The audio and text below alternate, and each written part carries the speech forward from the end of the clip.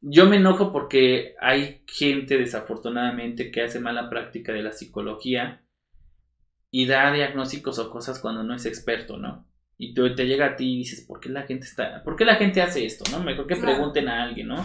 Y entonces hoy en día la investigación ha encontrado que hay trastornos mentales que son específicamente de un origen en el cerebro.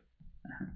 Otras donde el cerebro está bien desarrollado o tiene un neurodesarrollo que debería ser típico, pero algo pasa en lo ambiental, en lo social, en lo familiar, que provoca el trastorno mental. Los pacientes después de que tienen una operación por un tumor cerebral, por traumatismo, por ejemplo, yo que superviso a los chicos en el siglo XXI, muchos niños llegan por traumas derivados de motos, ¿no? Sí, porque no usan el casco, por Porque los traen los accidentes, papás como por... sándwich ahí en una moto, ajá. Y es la principal causa de que llegan, ¿no? Por trauma de moto. Y el doctor hace su trabajo, le salva la vida, ¿no? Lo cura de la parte cerebral y ya. Pero después ese niño, no se les dice, los papás no saben que quizá va a ser muy diferente al niño que tenían antes de que tuviera el trauma. O como adulto también, ¿no? Un paciente que tiene un tumor cerebral nunca les dicen que a lo mejor su paciente va a ser diferente a como era antes del tumor, porque quizá ese tumor estuvo afectando áreas del cerebro que al momento que lo quitan o intervienen tuvo un daño para que el paciente cambiara. ¿Quién debe ahí? Nosotros neuropsicólogos somos que entramos ahí para rehabilitar, ¿no? Hemos tenido pacientes, por ejemplo, de daño de bala a adultos, ¿sale? Que cambia su personalidad totalmente, porque se afectan áreas importantes para la personalidad, el control emocional, la inhibición, y después no les dicen que su paciente va a estar desinhibido, que a lo mejor se puede gastar todo el dinero que ha ahorrado, que puede comprar todo lo que vea, que va a tener conductas sexuales que no son las correctas. Nadie les dice eso, que después de un daño cerebral su paciente puede tener eso. Y ahí es donde deberíamos entrar nosotros para decirles, su paciente quedó con problemas de inhibición, problemas de conducta, con problemas, perdió el lenguaje, perdió el habla, perdió la lectura, perdió la escritura, para decirles cómo apoyarlos para que puedan recuperarlo. Tenemos un estudio reciente que sacamos de post-COVID, donde encontramos que había que los pacientes que habían tenido COVID después de haberlo presentado tenían síntomas de trastorno por estrés postraumático. Yo les quiero dar a los papás y contarles la leyenda de que a veces ellos están peleando contra la hormona, ¿sale? Contra la hormona y contra la inmadurez del cerebro. Ajá. Entonces yo le puse como título la leyenda, la historia de cómo la hormona le ganó a la neurona, ¿sale? Como una forma de decirles a los papás, papá, tu hijo, su neurodesarrollo no está listo y no va a terminar de desarrollarse hasta cierta edad. No voy a decir a qué edad, si les interesa, entren a la conferencia claro, para que entre, ¿sale? Entonces, no solamente, pero ¿qué crees? Que hormonalmente ya está más maduro. Ajá. Es decir, estás peleando, eres un superhéroe que estás peleando no solamente contra la hormona que ya está desarrollada, sino contra la inmadurez de su cerebrito, que todavía no está listo para ciertas cosas. Entonces, mi conferencia es un poco hablarles acerca de eso, acerca de qué puedo hacer yo como papá para hacer equipo con el cerebro, ¿sale? Y entonces, a lo mejor no vencer a la hormona, sino cómo controlar a la hormona. Es decir, cómo controlar yo como papá que mi hijo quiera poner más ganas a la escuela, ¿no? O que vea un interés en la escuela. ¿Cómo hacer para que mi hijo no tome decisiones que a veces digo, ¿cómo puede ser que tome esa decisión? ¿Sí me explico? Como el de no imponer, sino... ¿Cómo el no impone? Exacto. ¿Por qué como papá muchas veces estoy esperando que mi hijo me diga, sí, papá, ya reflexioné y ya entendí, ya me voy a portar bien y a partir de mañana voy a hacer todas mis tareas? ¿Sí me explicó?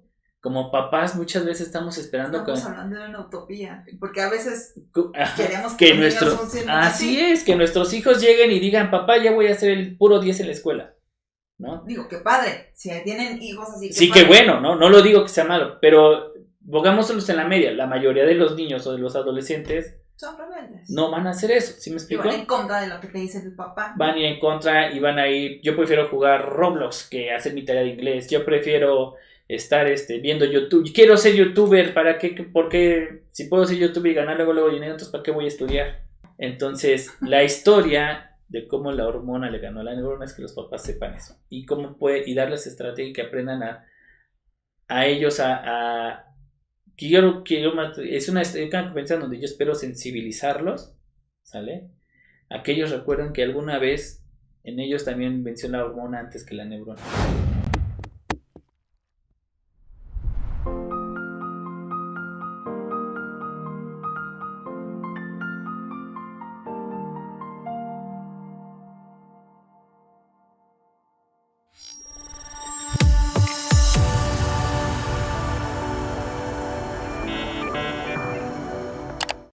¿Qué tal? Muy buenas tardes, días o noches, dependiendo del horario que nos vean.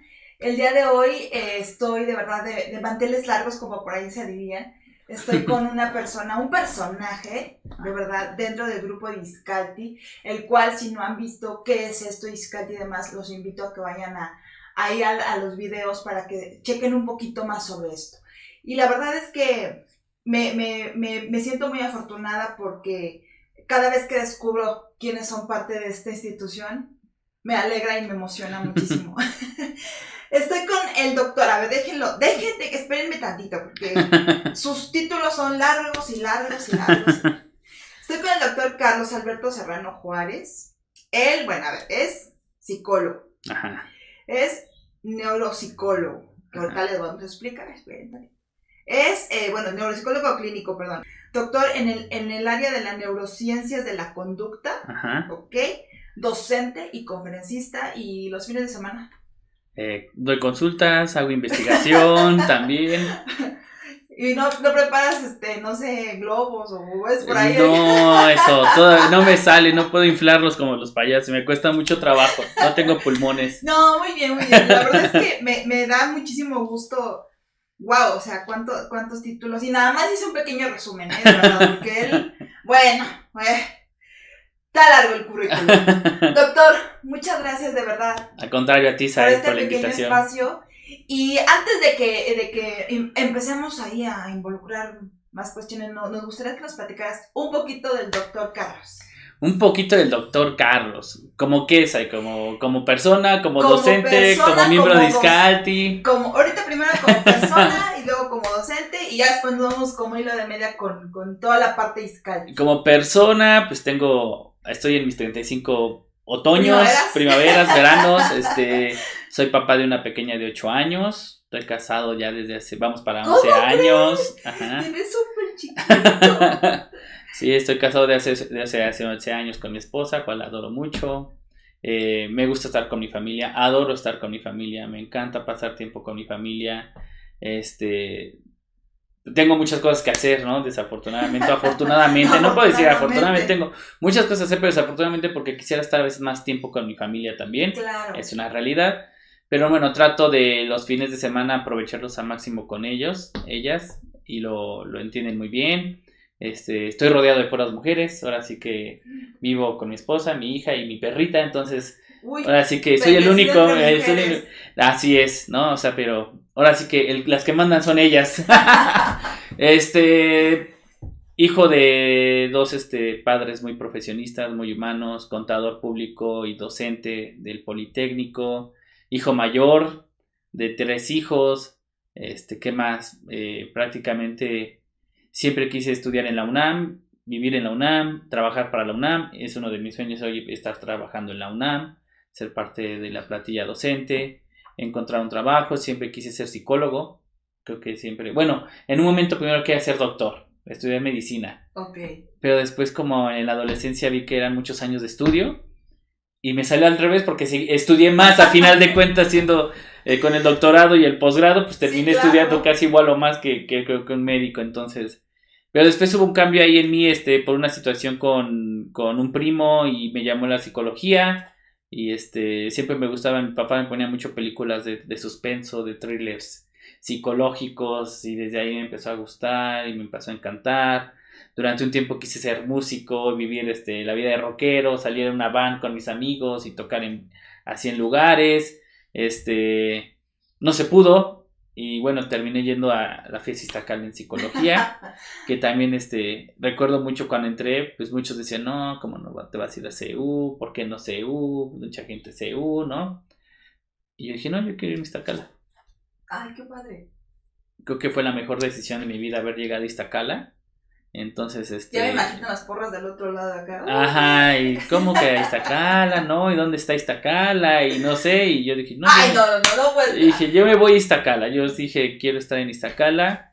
Entré y fue la mejor decisión, de mis mejores decisiones, porque la mejor decisión es mi esposa, pero fue la segunda mejor decisión haber llegado a Iztacala, y ahí he hecho toda mi carrera profesional, ¿no? Ahí hice la licenciatura, después la maestría, el doctorado, actualmente estoy ahí como investigador y docente también, y me ha dado mucho, soy parte del Sistema Nacional de Investigadores, entonces, y en general soy una persona que trata de ser muy alegre, muy empática, muy comprensiva.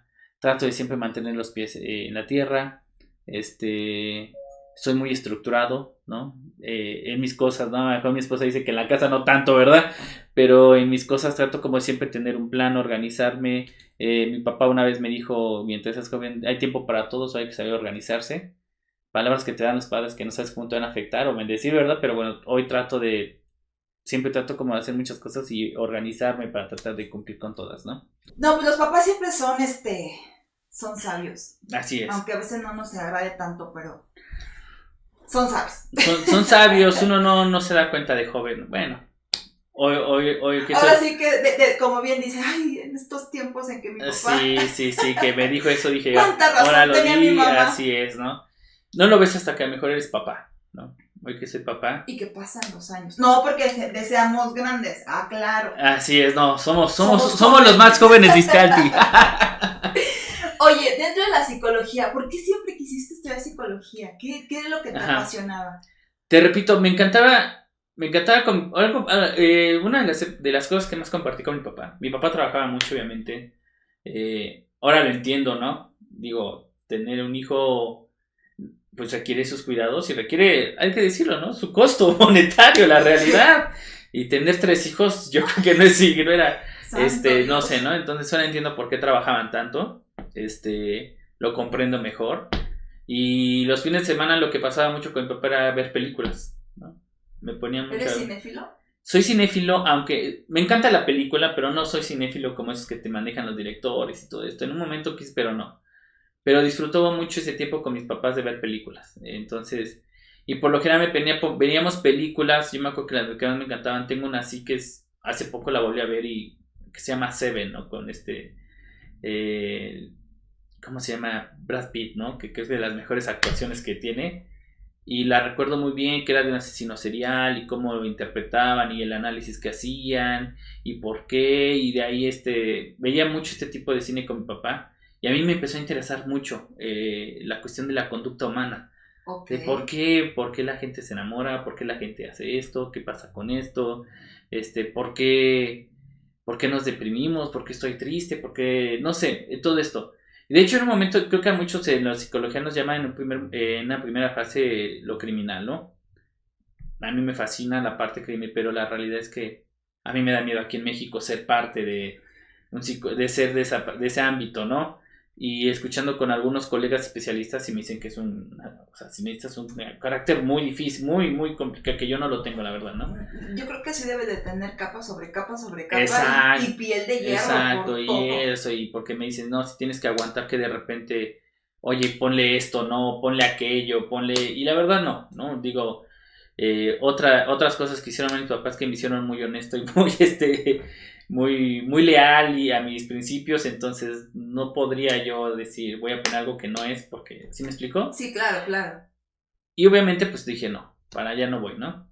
Pero recuerdo muchas, ¿no? También recuerdo una que se llama Atrapado sin salida con Jack Nicholson en un psiquiátrico que me encantó también y todo eso me gustaba, ¿no? Me empezó a gustar y de ahí me empezó a gustar. Después un primo cayó en las adicciones, un primo que quería mucho, bueno, quiero mucho, y de ahí me empezó también a llamar más la atención todavía, ¿no? Ya había como algo familiar que te movía eso, ¿no? Del por qué. Exactamente, ¿no? Y entonces ya desde ahí dije psicología, ¿no? Yo me acuerdo que desde la secundaria quise ser psicólogo. Sí. O sea, ¿nunca tuviste un lapsus de qué voy a hacer de mi vida o qué voy a estudiar? No, yo sabía que era psicología. Sí hubo un lapsus, te repito, donde quería dejar la escuela y ser músico, ser rockero. ¿no? Tenía mi Sí, pues, digo, banda. la secundaria a lo mejor y muchos Ajá. quisieran hacer eso, pero digo, hay momentos en donde a veces dices, No es para mí, no. No, yo siempre dije, si voy a estudiar algo, es psicología, ¿no? Entonces,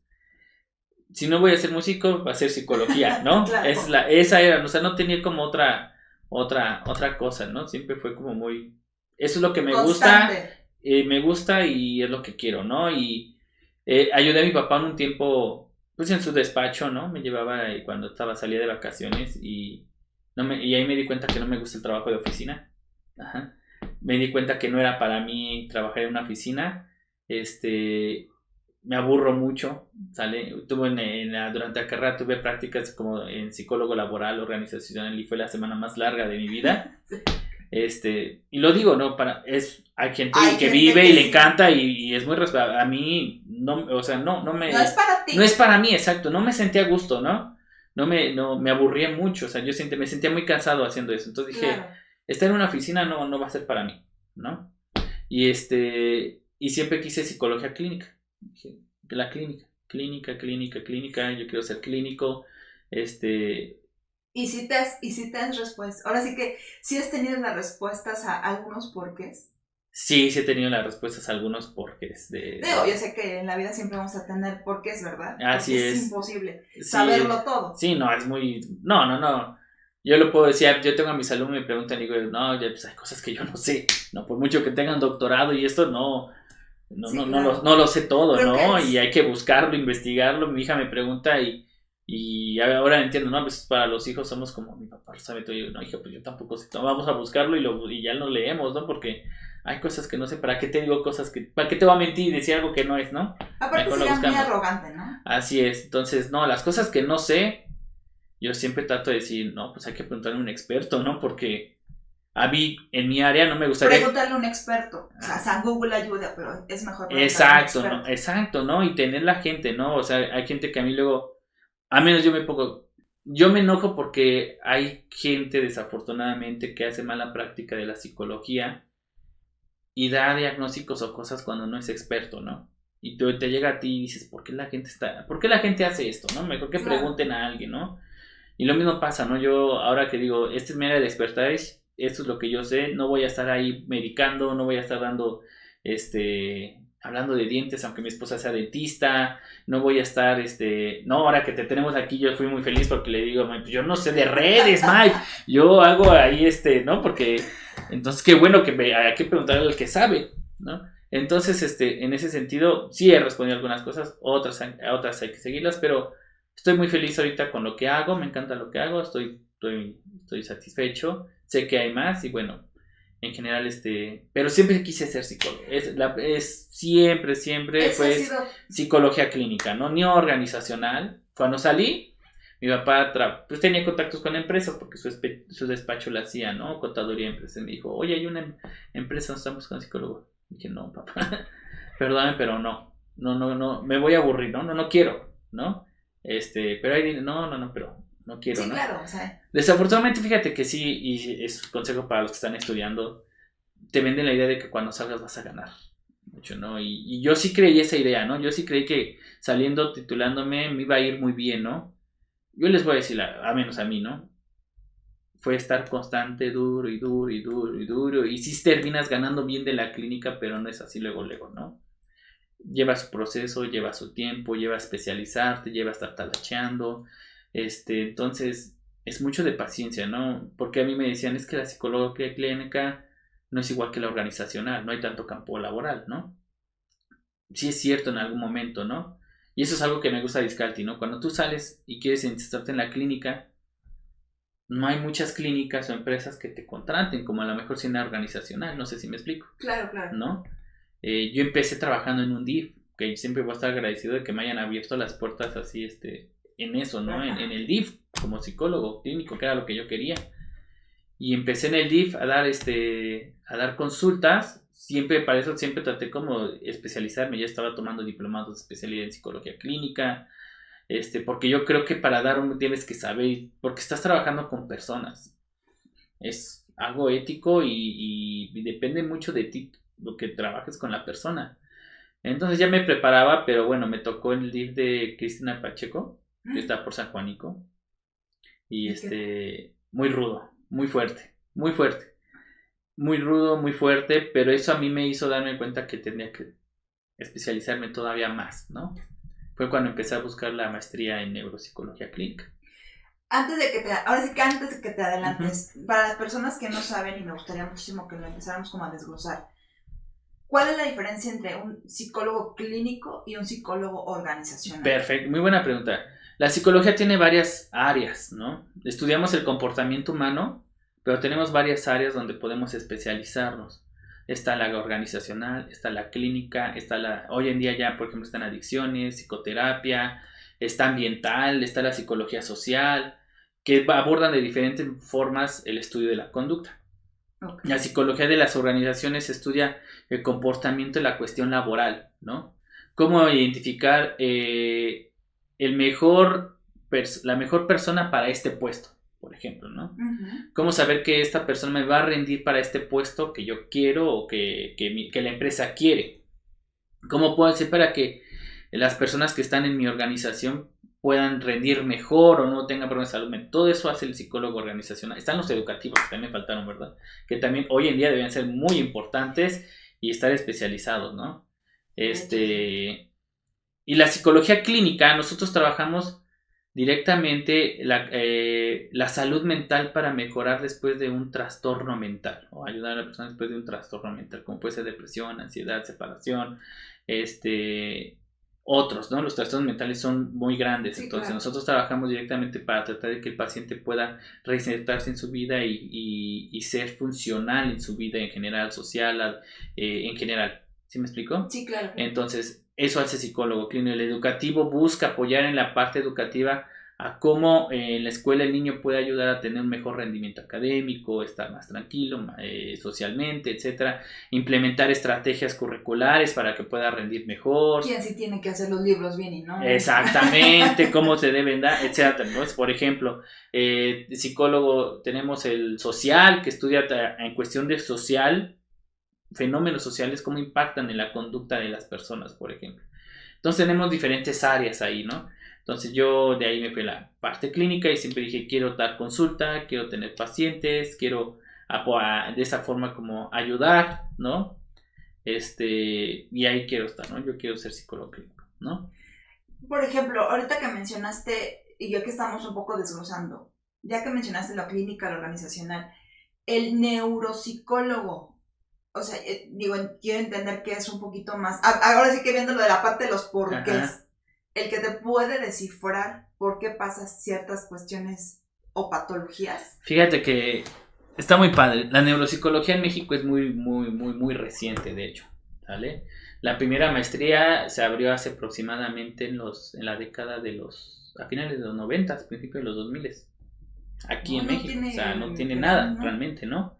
En Iztacala tiene poco, que también hay que tener unos 20, 25 años que se inició la primera generación de la maestría en neuropsicología. Es muy reciente, pero está pegando fuerte, ¿no? ¿Por qué? Nos dimos cuenta que a lo largo de lo que hemos estudiado la salud mental hay muchas cuestiones que se originan en el cerebro, ¿no? De hecho, hoy en día sabemos que todo se origina en el cerebro, ¿no?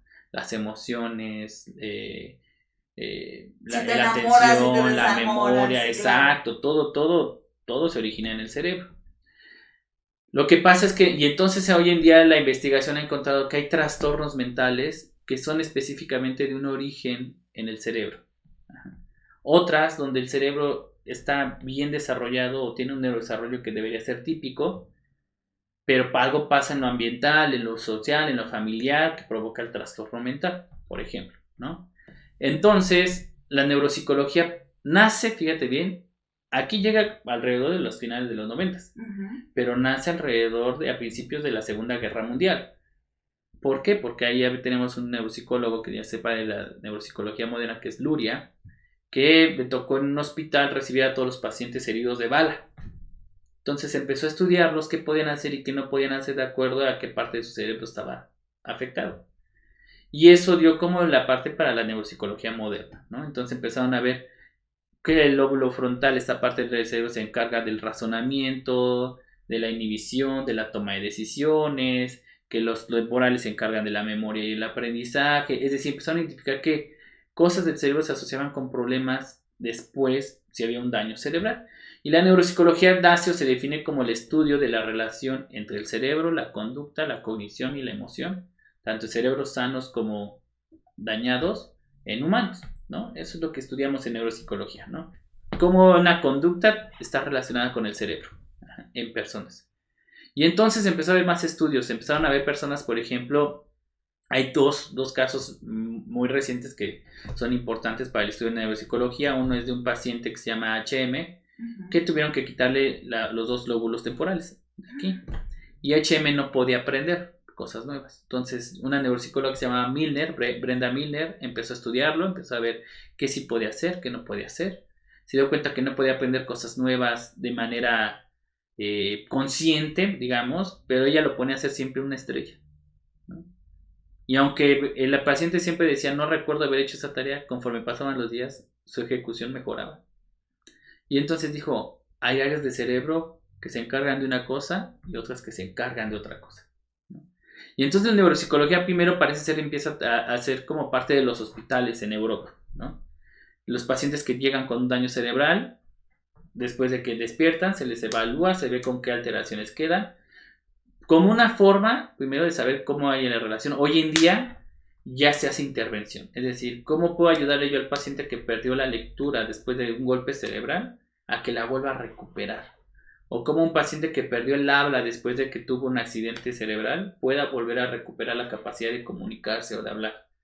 Entonces, ahí entramos como en la parte de adultos en la neuropsicología. Hoy en día hemos descubierto que hay muchos trastornos durante la infancia que se deben a que porque el cerebro puede no estar madurando como tendría que serlo, y eso provoca trastornos mentales como la discapacidad intelectual, el trastorno del espectro autista, el trastorno por déficit de atención, la dislexia, la disgrafia, la discalculia. Y nosotros lo que hacemos con neuropsicólogos es, si llega un paciente con estos síntomas, identificar si es debido a que es algo del neurodesarrollo o es algo ambiental. Y nosotros podemos dar diagnósticos de TDAH, espectro autista, dislexia, disgrafia, discalculia, discapacidad intelectual, y crear programas de intervención para mejorar y tener una mejor vida adaptativa. Entonces nosotros trabajamos, eso es lo que hace un neuropsicólogo, que es un área muy importante para primero identificar si lo que está pasando a la persona es debido a algo de su neurodesarrollo o no. En niños trabajamos mucho con ese tipo de cosas, ¿no? Trastornos del lenguaje, así es. Identificar si mi hijo no está hablando es porque yo no lo estoy estimulando, o algo ambiental, o es porque algo en su cerebrito no se está conectando bien y por eso provoca que no adquiera el lenguaje o la escritura o las matemáticas. Wow, yo sé que para algunos han de decir, dijo muchos trabalenguas. Poquito a poquito vamos a ir platicando con el doctor y nos va a ir descifrando todo esto, digo, en estas y en otros videos que ya después próximamente estaremos ahí robándonos un ratito para que nos explique todo esto, porque es muy interesante todo el mundo de la psicología, de la neuropsicología y el cerebro, porque digo, muchos, y si no lo saben, hay ciertas partes de nuestro cerebro, como él lo dijo, que se encargan de ciertas cuestiones y de ciertas funcionalidades. Y creo que eso sería importante saberlo. Creo que en la gran mayoría, obviamente no con los grados de un especialista, pero pues para saber entendernos un poquito a nosotros. Así es, sí, no, mira, como papá, si eres papá y muchas veces ves y dices, híjole, mi hijo no está aprendiendo, no está sumando, no está restando, no está leyendo. Yo te digo, primero que tienes que hacer es con un neuropsicólogo que te pueda determinar que no está aprendiendo porque algo en su cerebro no se está llevando correctamente. ¿Sí me explico? Y ya nosotros lo que hacemos es determinar si tiene una dislexia o no tiene una dislexia, ¿no?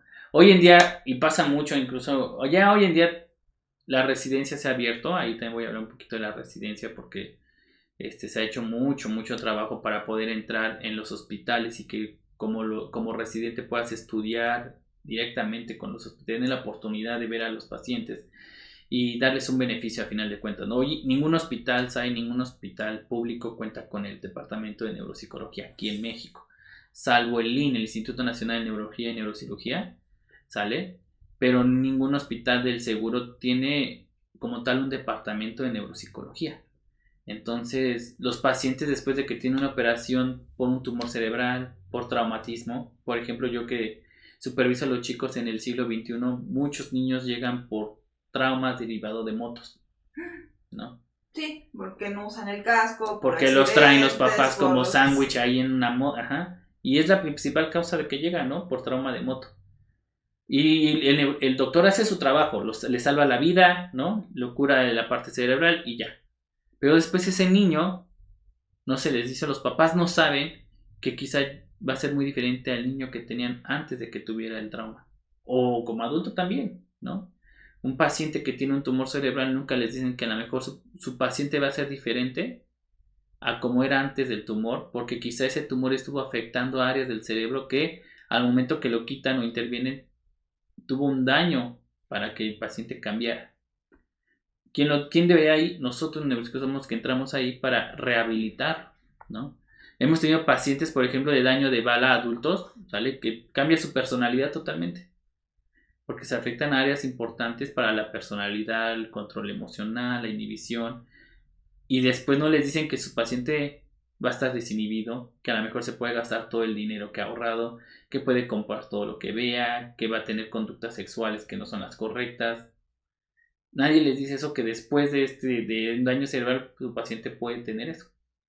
Y ahí es donde deberíamos entrar nosotros para decirles, su paciente quedó con problemas de inhibición, problemas de conducta, con problemas, perdió el lenguaje, perdió el habla, perdió la lectura, perdió la escritura, para decirles cómo apoyarlos para que puedan recuperarlo. O sea, que todas las historias que por ahí vimos en algunos, como Doctor House y todas esas series que, aunque algunas son drama, Ajá. Pero podríamos decir que ciertas traumas y accidentes que afectan el cerebro sí puede ocasionar que una persona radicalmente cambie su conducta. Sí, por supuesto que sí.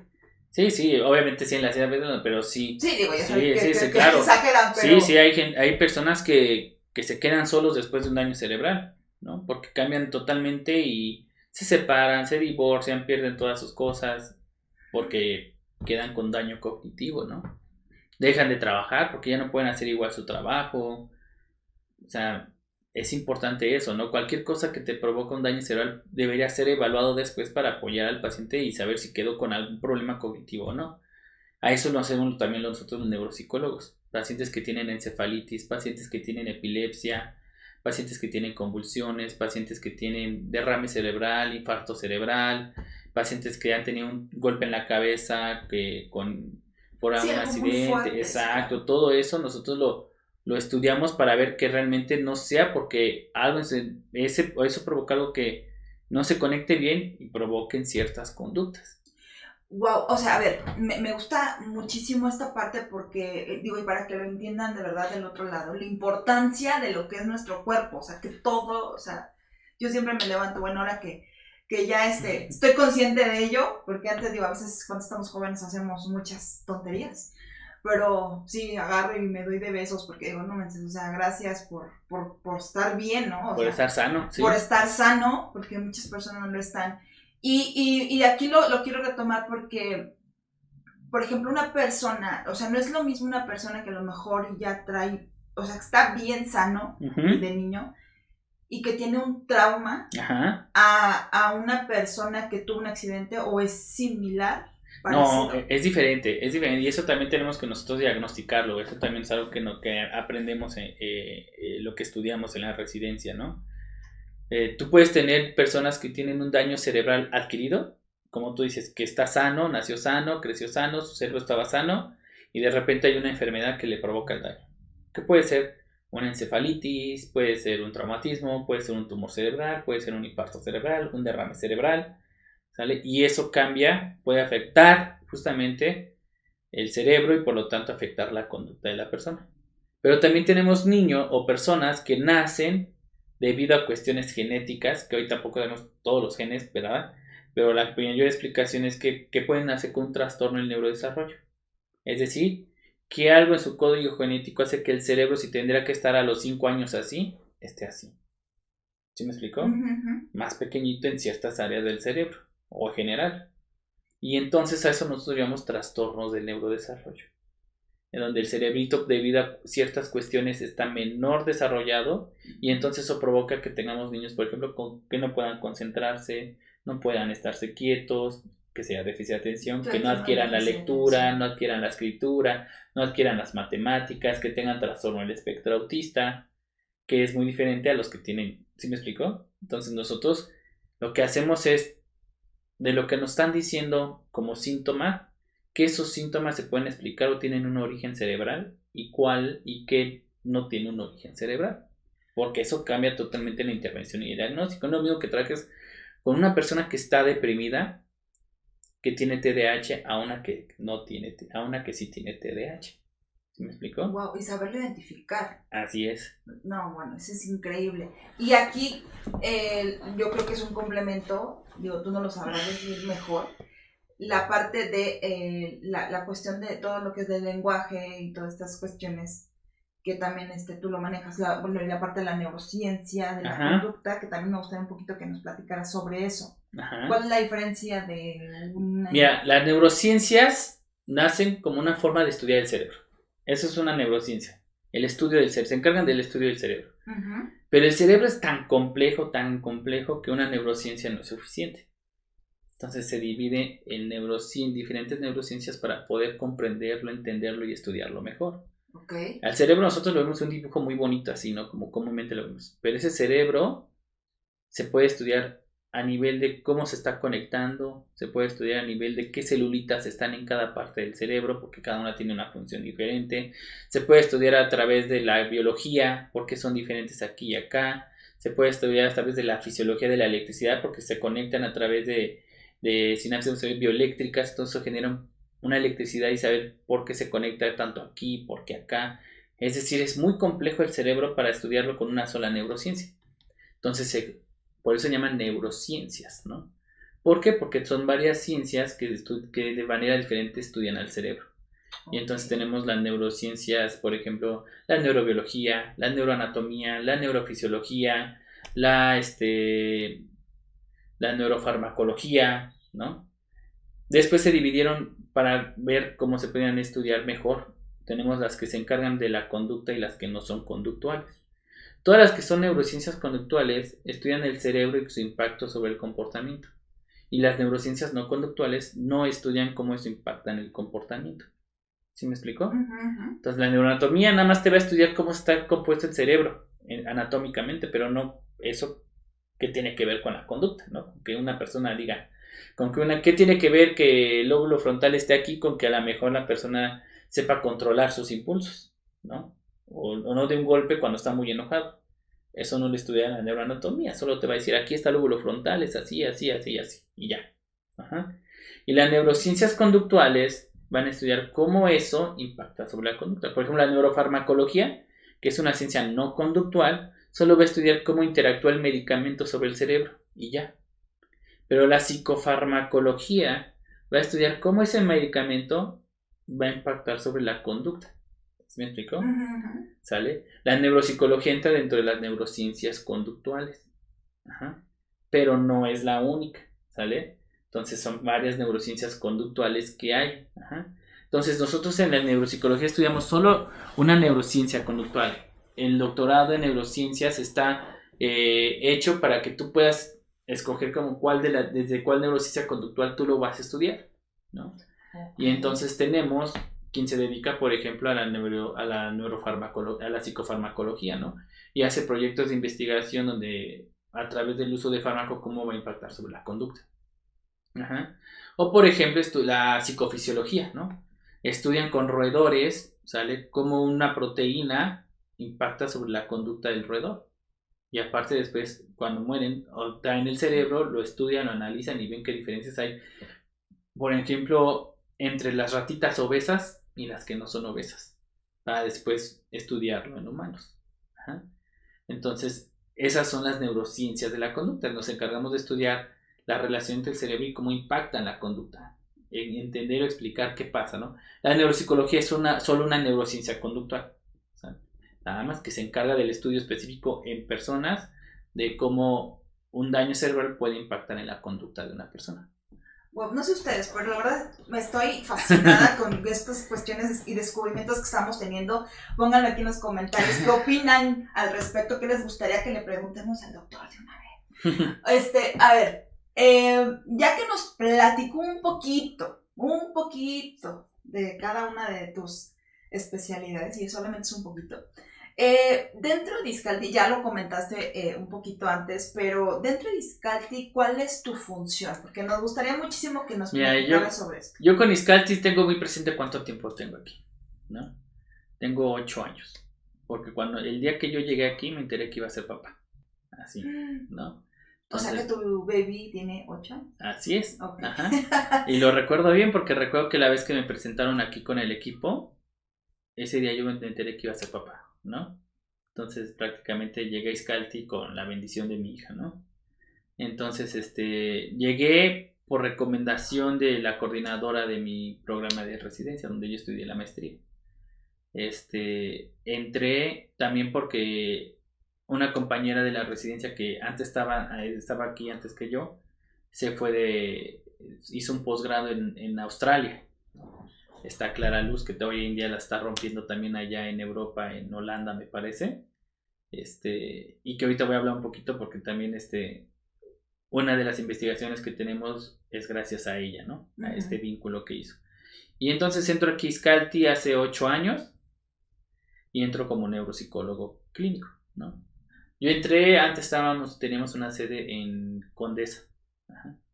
Y después ya me pasé acá a Clavería, ¿no? Y en Iscalti encontré un lugar muy a gusto para trabajar, ¿sale? Con Mike y Bere siempre han sido muy comprensivos, muy abiertos, son personas que te inspiran confianza. Yo me siento a gusto trabajando en Iscalti, ¿sí me explico? Porque yo puedo decir, yo por ejemplo digo, a tal hora veo a mis pacientes, a tal hora, te apoyan mucho, entonces encontré un bonito equipo de trabajo para yo trabajar. Obviamente somos psicólogos, ¿no? Y algo que yo admiro de Mike es que siempre es muy emprendedor y dice, sí, lo hacemos y no sé qué, ¿no? Pero nuestro querido director a veces da todo por decir que si no va organizándose y entonces íbamos creciendo así, ¿no? Como no sé si me explico. Sí, ¿no? como bueno, es que suele pasar, a veces empiezas y tienes todo el impulso y todas las ganas, pero se te olvidan ciertos detallitos. Exacto, como la cuestión organizacional. Exacto, que uno dice a lo mejor no, pero si es importante después lo ves, ¿no? Y que existe el contador y que existe exacto, y que debemos llevar ciertos procedimientos que aunque parecen a veces muy y que hemos tratado de que no sean tan como por ejemplo gobierno, ¿no? De la burocracia, ¿no? Y para una firmita tienes que ir aquí, allá y allá, ¿no? O sea, que sea como más. Pero ahora entiendo que hay ciertos procedimientos, ¿no? Que se deben llevar, ¿no? Entonces yo entré como neuropsicólogo clínico. Estuve mucho tiempo como neuropsicólogo clínico porque también entré a hacer mi doctorado y yo les dije, denme chance de estudiar mi doctorado también, a lo mejor no va a tener tanto paciente. Y siempre me dieron la confianza, ¿no? La pauta, nunca me dijeron, no, está bien, Charlie, ¿no? Ellos a veces creo que también son demasiado buen corazón, ¿no? Y eso ha hecho que a veces haya fricciones con algunos miembros del equipo que se han ido no en la mejor manera, ¿no? Pues más bien yo creo que, siendo como dos psicólogos, como que tratas de empatizar. Que yo siempre he dicho, si me están dando la confianza, debo responder con esa confianza, ¿no? No debo romperla, pero bueno, afortunadamente o desafortunadamente no todos somos iguales, ¿no? Y hay quien piensa y es diferente, ¿no? Más bien uno peca de que como actúas, a lo mejor la otra persona exactamente, va a ser igual que tú, ¿no? Sí, claro. Sí, a veces mi esposa me dice, es que luego por eso te digo, pues no me ven la cara, porque digo, pues, se ven la cara ellos mismos, pero bueno, ¿no? Sí, porque eso no es, después, no, es que tienes que, digo, pues, y yo la verdad a veces también creo que soy un poco así, que aunque dicen que yo soy más directo, más recio, no te creas, mi esposa dice que también soy muy, muy blando. Entonces, pero bueno. ¿Quién tendrá la razón? ¿Quién sabe? Yo no sé si Mike o mi esposa, hay que ver, pero... Sería interesante, ¿verdad? Pero bueno, entonces tuve mucho tiempo y después cuando yo estaba haciendo mi proyecto necesitaba apoyo para encontrar niños, ¿no? Les pedí a Mike y a Bere apoyo, me apoyaron, ¿sale? Y eso hizo que pues, mi tesis saliera a tiempo de doctorado. Y empecé también a interesarme un poquito más, bueno, siempre dedicado a la neuropsicología clínica aquí eso, ¿no? A los niños que tienen problemas, sospecha de déficit de atención, yo evalúo, trabajo con ellos, etcétera. Niños que tienen trastorno en el aprendizaje de la lectura y de la escritura, yo los evalúo, trabajamos con ellos, intervenimos para que empiecen a adquirir la lectura, la escritura, las matemáticas. Niños que sospechan de trastorno del espectro autista, yo no trabajo porque es una especialidad muy, es lo que te Sí, digo, claro. ¿no? Yo no me voy a meter porque es una responsabilidad muy fuerte trabajar con un niño con espectro autista, pero sí me encargo del diagnóstico y del diagnóstico. Entonces yo diagnostico y los refiero, ¿no? Que aquí hay otra compañera que tiene 5 años trabajando en autismo y yo le digo, te lo mando Ahora sí para que que... nada más vienen, te tocan la puerta. Ahora sí que te tocan la puerta. Yo lo diagnostico y le Bueno, digo, oye, ah, si tiene autismo, digo, está este paciente y ya, ¿no? Para que ella intervenga en esa parte del espectro autista. Entonces, yo sí, eso es, o sea, tu especialidad es un poquito más con niños. fíjate que me ha llevado más a niños, Ok. pero también veo a adultos, ¿sale? ¿Y qué, Aquí curiosamente llega mucho niño, aquí, pero ¿sale? qué es más difícil, trabajar con adultos o con niños? Es que, para serte sincero, a mí me gusta trabajar con los dos. Me gusta mucho el trabajo con los dos, ¿no? He trabajado más con niños porque llegan más niños conmigo, ¿no? Ok. Y, Sí, y porque bueno. siempre, y siempre los papás me dicen muy buenas cosas, ¿no? De los niños, ¿no? Que dicen, me toca ir con el doctor Carlos, sí, ¿no? Y ya cuando no vienen preguntan que por qué ya no va a venir, ¿no? Entonces, tengo como muy buena esa capacidad de enfatizar con los niños, ¿no? Hasta mi hija luego me dice que unos compañeros me dicen que soy su compa, ¿no? Porque con sus compañeritos también hablo con algunos, ¿no? No trabajo, que no hablo con ellos, voy y Sí, claveo claro. y convivo con ellos a veces. Pero también trabajo muy con adultos, ¿no? También, sobre todo en adultos trabajo mucho en el diagnóstico de demencias, por ejemplo. Ok. A mí me mandan los Que esa neurólogos, parte no la no hemos le hemos hablado, platicado. pero los Ajá. neurólogos me mandan cuando se sospechan de una demencia, por ejemplo, Alzheimer o otra, ¿no? Y me lo mandan para ver cómo está la parte cognitiva, para ver si sí cumplen con criterios de demencia. Ok. Entonces ya yo diagnostico esta parte de si presentan o no demencia, por ejemplo. Me han llegado pacientes adultos, por ejemplo, con encefalitis, ¿sale? O infartos cerebrales, que tienen afasia. Afasia es la pérdida del lenguaje, del habla, después de un daño cerebral. Ok. Entonces ya yo los diagnostico qué tipo de afasia y en ocasiones aquí los refiero primero con la terapeuta del lenguaje para que ella empiece a trabajar más esta recuperación del lenguaje. Otros casos como por ejemplo tengo pacientes que han tenido problemas o pierden la capacidad de solucionar problemas, pierden la capacidad de organizarse, de planear sus actividades y trabajo con ellos. Trabajo con adultos con déficit de atención, ¿no? A veces hay adultos que no son diagnosticados hasta que ellos dicen, oye, es que ya no puedo, y me los mandan y yo digo si tiene o no tiene, y trabajo junto con el psiquiatra y yo para darle estrategias para que empiece a tener mejor organización, mejor capacidad de atencional, etcétera. Entonces trabajo con niños y adultos, aunque por lo general me llega más niños. Wow, qué interesante. De verdad es que, insisto, de verdad van a decir que, qué repetitiva, pero es que es muy interesante, de verdad. Y sí, lo vamos a tomar. Digo, es más, póngalo aquí en los comentarios. Digo, ahí viene lo del Alzheimer también, que Así es. próximamente viene en la fecha. Pero díganos, ¿qué les gustaría que platicáramos más adelante con el doctor para que nos esté ahí? Sí, hay muchas enfermedades que parece que no, pero trabajamos nosotros en ella. Sí. Parkinson, por ejemplo, también trabajamos con pacientes con Parkinson, con Alzheimer, pacientes con enfermedades genéticas como síndrome de Down, síndrome de Williams, que son poco conocidas, pacientes que han tenido infartos cerebrales, tumores cerebrales, pacientes que han tenido un trauma cerebral, últimamente incluso hasta pacientes con COVID-19 que se habló de que Sí, que tienen esta hubo. niebla cognitiva después del COVID. También hemos trabajado con ellos, con pacientes que después de esta cuestión de COVID, entonces mucho de eso que tiene un origen cerebral. Entonces, dentro de Iscalti, Nosotros literal, hacemos eso, los pues tú, neuropsicólogos. Si así yo hago que, esto, pero somos varios neuropsicólogos, ¿no? exactamente. Que yo les puedo recomendar a cualquiera de ellos porque muchos de ellos fueron mis alumnos, ya hoy en día, qué curioso, ¿verdad? Otros fueron compañeros míos de la residencia, entonces la realidad es que hay muy buenos especialistas neuropsicólogos aquí en Izcalti. Perfecto. Y ya ahora sí que apurarle un poquito porque sabemos que el doctor ya también No, no te tiene ahí preocupes, algunas cuestiones. Mike nos canceló la junta, entonces tenemos más tiempo. No, doctor, imagínense, no vamos a poder que nos explique cada una de las cuestiones Sí, y sí. todo lo que nos ha Bueno, platicado. pero mira, te iba a decir, esa es una de mis funciones, porque ya después de pedir a Mike, yo tenía la idea tengo la idea de hacer más investigaciones, ¿no? Dije, aquí hay mucho campo que podemos hacer para hacer investigación. Y le propuse hacer investigación y él me propuso ser parte ser coordinador de investigación. Entonces hoy soy parte de Iscalti también en ese sentido, ¿no? Entonces yo lo que he tratado de hacer es hacer investigaciones aquí en Izcalti. Hemos ya publicado varias cosas. Tenemos publicaciones, y te decía, con la de a la Universidad de Australia, ¿vale? Que se hizo un programa de funciones ejecutivas, es decir, de intervención en niños que tuvieran daño cerebral, y se hizo una intervención para ver cómo mejoraban después de ese programa de intervención. Tenemos un estudio reciente que sacamos de post-COVID, donde encontramos que había que los pacientes que habían tenido COVID después de haberlo presentado tenían síntomas de trastorno por estrés postraumático, por ejemplo. Actualmente con Prodefensa, que es un área muy importante, también muy bonita aquí en Izcalti, que a través de cursos de asertividad y control emocional les enseñamos que técnicas de autoprotección, no a través de los golpes, ¿no? Sino de autoprotección, de qué puedes hacer tú cuando hay una situación de peligro, ¿no? Uh-huh.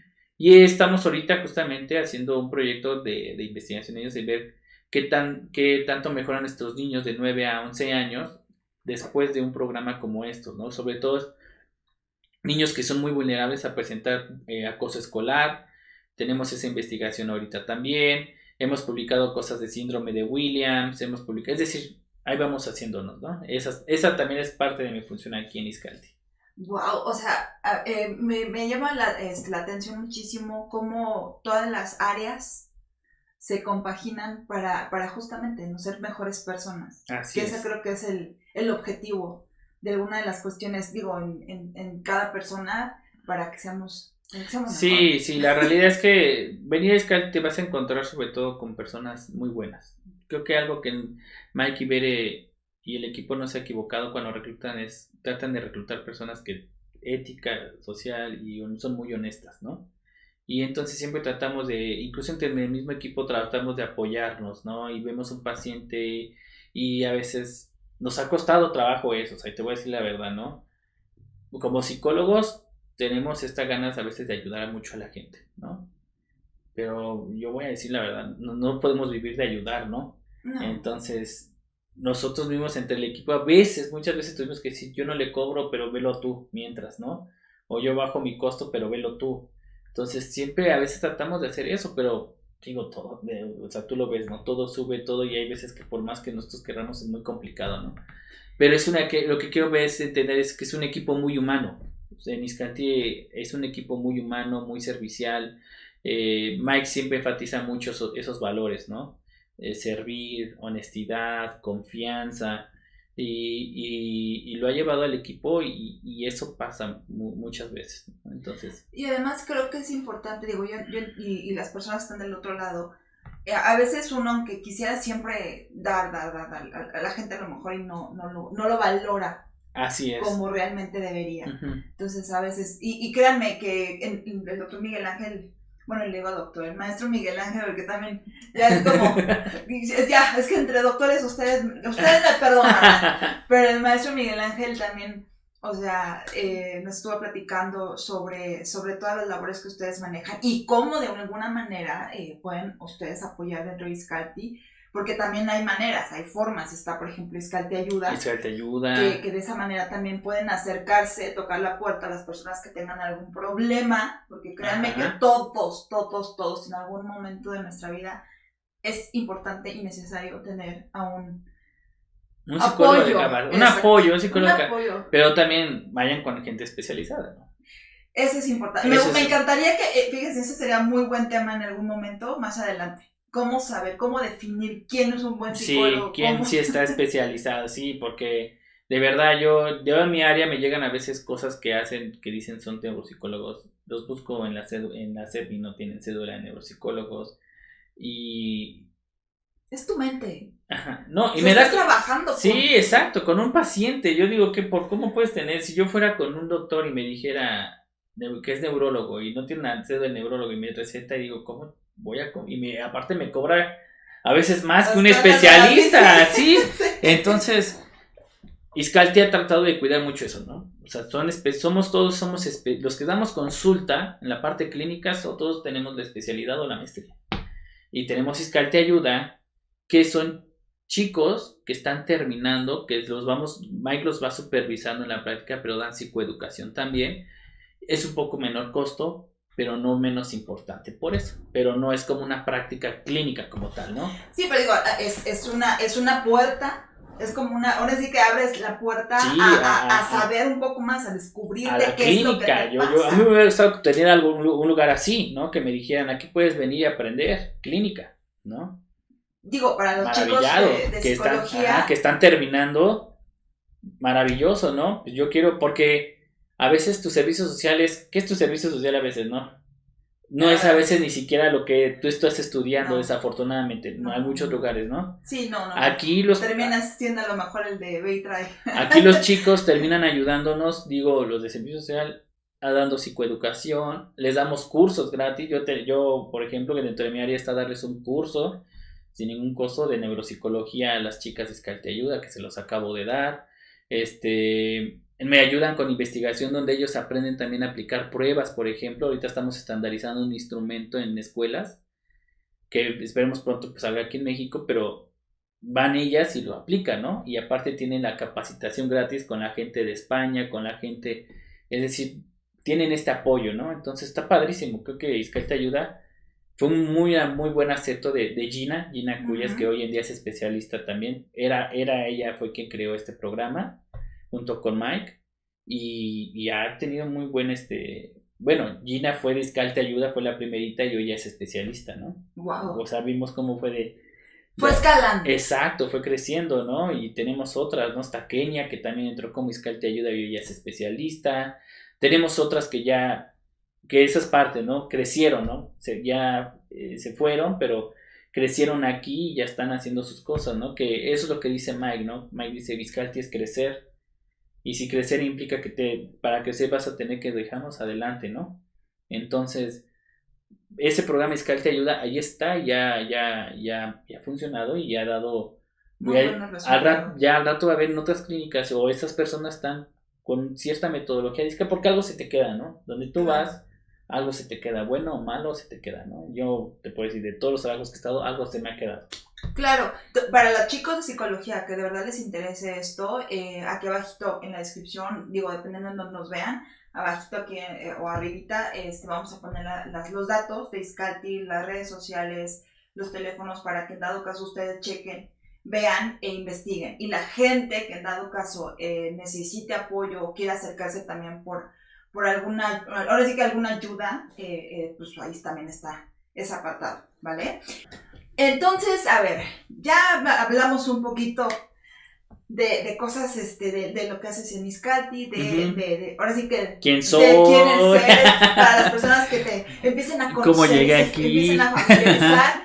Pero viene un ciclo, viene un ciclo muy bueno, viene un ciclo muy interesante. Así es. Y tú tienes un apartado que me encantó el nombre, me fascinó. No sé a quién se le haya ocurrido, pero está increíble. Por favor, dínoslo y cuéntanoslo todo. Bueno, no todo. No voy a contar porque si no se me acaba la conferencia, claro. ¿No? Mira, los ciclos de conferencia es una labor muy bonita de Iscalti. Cada año se hace totalmente gratis. Es como este granito de arena que Mike da a la sociedad y entonces todo Iscalti también damos a la sociedad. De dar conferencias gratis para los padres, ¿no? Son totalmente gratis. Siempre han sido totalmente gratis. Mike, a pesar de que en otras ocasiones, y lo voy a balconear aquí, ¿no? Como una forma, pero ha dado muy buena cantidad de dinero para que sea gratis para la gente, ¿no? Entonces, es una labor y Mike siempre ha tratado y es algo, ¿no? Qué bueno que esta parte de dar, ¿no? Y yo cuando llegué estaba por ser uno de los ciclos y me fascinó, ¿no? Cómo lo hicieron. Entonces, y a partir de ahí me he estado tocando, ¿no? Estar primero como apoyando en el registro, luego apoyando en la parte de logística y ya hasta hace muy poco empecé a dar conferencias, ¿no? Y me ha ido muy bien, ¿no? Y ahora es la cuarta vez que voy a dar una conferencia en un ciclo. Las dos anteriores no la hice porque fue muy pesado y dije, no, nada más voy a dedicar a la logística y ya, ¿no? Entonces, ahora tenemos más gente, ya nos organizamos mejor. Gracias a Rosy también que nos ha ayudado mucho a eso. Sí, entonces, ya nos organizamos mejor y dije, bueno, puedo dar una conferencia, ¿no? Y yo lo que veo muchas veces y que me pasa a mí como papá y que ahora lo entiendo es esta pelea entre los papás y los hijos, ¿no? Constantemente. Y los papás, porque dicen a los hijos, es que es así, así, así, así, tiene que ser De así. imponer. Exacto, ¿no? Y el hijo, no, es cierto, es que es así, bien fácil y no sé qué tanto, ¿no? Exactamente, ¿no? Y entonces, yo a través de lo que he aprendido de mi área, ¿verdad? Yo les quiero dar a los papás y contarles la leyenda de que a veces ellos están peleando contra la hormona, ¿sale? Contra la hormona y contra la inmadurez del cerebro. Ajá. Entonces yo le puse como título la leyenda, la historia de cómo la hormona le ganó a la neurona, ¿sale? Como una forma de decirles a los papás, papá, tu hijo, su neurodesarrollo no está listo y no va a terminar de desarrollarse hasta cierta edad. No voy a decir a qué edad, si les interesa, entren a la conferencia para que entre, ¿sale? Entonces, no solamente, pero ¿qué crees? Que hormonalmente ya está más maduro. Ajá. Es decir, estás peleando, eres un superhéroe que estás peleando no solamente contra la hormona que ya está desarrollada, sino contra la inmadurez de su cerebrito, que todavía no está listo para ciertas cosas. Entonces, mi conferencia es un poco hablarles acerca de eso, acerca de qué puedo hacer yo como papá para hacer equipo con el cerebro, ¿sale? Y entonces, a lo mejor no vencer a la hormona, sino cómo controlar a la hormona. ¿Sí me explico? Es decir, cómo controlar yo como papá que mi hijo quiera poner más ganas a la escuela, ¿no? O que vea un interés en la escuela. ¿Cómo hacer para que mi hijo no tome decisiones que a veces digo, ¿cómo puede ser que tome esa decisión? ¿Sí me explico? Como el de no imponer, sino... ¿Cómo el no impone? Exacto. ¿Por qué como papá muchas veces estoy esperando que mi hijo me diga, sí, papá, ya reflexioné y ya entendí, ya me voy a portar bien y a partir de mañana voy a hacer todas mis tareas? ¿Sí me explico?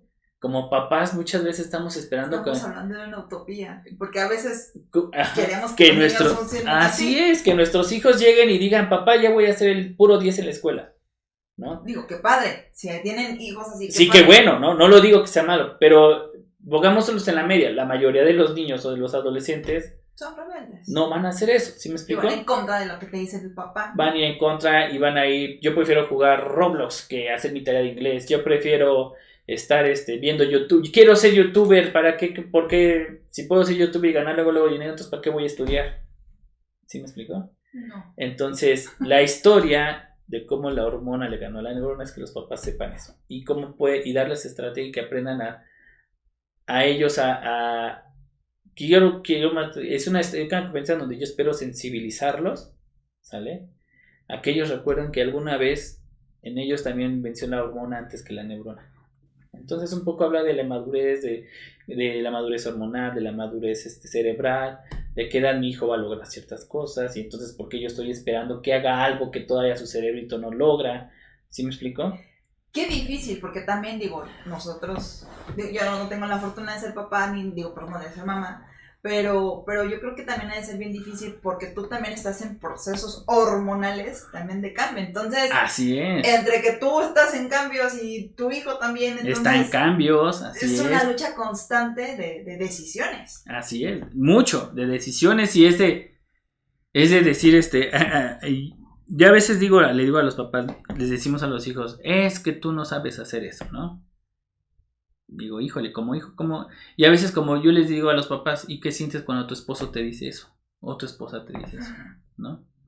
Pues lo que tú sientes, tu hijo lo siente al doble, ¿no? ¿Sí me explico? Porque yo les voy, y lo van a ver, ¿no? Ya lo verán en la conferencia, pero quiero que los papás sensibilicen y se den cuenta que a veces esperamos cosas de los hijos que todavía no están listas para hacerlas. Pero tampoco significa que yo les voy a hacer todo. No sé si me explico. Sí, claro. ¿No? ¿Cómo puedo yo lograr esa alianza con la neurona para lograr que mi hijo sea más responsable, por ejemplo? Ajá. Sí, claro. Hacia allá va mi conferencia, hacia allá quiero es lo que vamos a hablar el martes, me toca... Es lo que te iba a hablar. ¿Qué día es? El martes 10 de octubre. El martes 10 de octubre a las 6 de la tarde. Y todas las conferencias son vía Zoom, son gratuitas. Nos han comentado muchísimo que reiteremos que cada conferencia es individual. Sí, cada conferencia es individual. Hay que registrarse por cada conferencia que les interese, ¿sale? Si ustedes quieren tomar las 5, las pueden tomar las 5, solo hay que registrarse para cada Cada una, porque cada una tiene su enlace. Entonces, pero no hay ningún costo, es totalmente gratis. Y pues los esperamos con su papel y con su lápiz. De 9 al 14 de octubre. Aquí abajito, insisto, vamos a estar poniendo todos los datos, las redes, los teléfonos y demás para que puedan ustedes estar en contacto. Por si quieren ir a estar a las conferencias, por si quieren pedir ayuda, en ISCAL te ayuda. Por si quieren algún tipo de cuestión de consulta, pues ahí están todos los datos, ¿vale? Y algo más que se nos haya ido, que quieras compartir. Algo más, no, bueno, que estén al pendientes de nuestras redes sociales, ahí pueden estar, ahí van a ver mucho de nuestro trabajo que hacemos. Se viene un curso de prodefensa para mujeres, que hoy en día también es muy importante, ¿no? Desafortunadamente lo que viven las mujeres es muy triste. Tengo una hija y me preocupa cada vez más, ¿no? Pero tampoco puedo estar siempre atrás de mi hija, ¿no? Necesita su espacio, pero se los recomiendo, ¿no? Ella tomó uno cuando era preescolar y se acuerda mucho de Fox y lo que le enseñó Fox. Entonces viene ese curso a partir de www.iscalti.com, ahí pueden registrarse para el ciclo de conferencias. Y bueno, cualquier cosa, ayuda que necesiten, pues tienen nuestros teléfonos, ¿no? Perfecto, pues de verdad que muchísimas gracias. Quiero, ahora sí que esta sea la introducción de muchas aperturas más, de muchas cuestiones, sí, ¿no? Porque creo que es importante como que nos apoyes un poquito en eso para todas las personas que sepamos un poquito más, que invitemos para que las personas pues tomen consulta, porque creo que es importante. Así es. También tener un pequeño lavado cerebral ahí, que las neuronas y nuestros Así es. hagan ahí. Ahora sí que choquen y que choquen para bien y que sea algo bueno, que nos ayude a ser mejores personas, como en ocasiones a crecer, ¿no? Que ISCALTI significa crecer. Exactamente, ¿no? Como es ISCALTI. Muchísimas gracias, de verdad. Los datos del doctor también los vamos a estar poniendo por acá, para que si ustedes quieren comentar algo, ahora sí que para que él los vea, pues ahí están, ¿vale? Muchísimas gracias, Carlos. A ti, Sai. Y nos estamos viendo. Y nos seguimos viendo. Muchas gracias. Hola, ¿qué tal? ¿Cómo están? Soy el doctor Carlos Alberto Serrano Juárez y quiero invitarlos el próximo 10 de octubre en punto de las 7 de la tarde a mi conferencia titulada La historia de cómo la hormona le ganó a la neurona. Vamos a aprender sobre el neurodesarrollo, vamos a entender cómo como padres podemos apoyar a nuestros hijos para que puedan tomar decisiones más responsables y saber que no estás solo. Tienes un aliado que te va a poder ayudar siempre y cuando tú sepas trabajar con él, y ese es el cerebro y la neurona. No te la pierdas, te espero el próximo 10 de octubre en el 13º ciclo de conferencias para padres. Muchas gracias. Recuerden, aquí abajito vamos a estar poniendo toda la información para que ustedes tengan acceso a ella. Así que si necesitan algo más de información, no olviden ponerlo en los comentarios. Estaremos al pendiente. Hasta la próxima.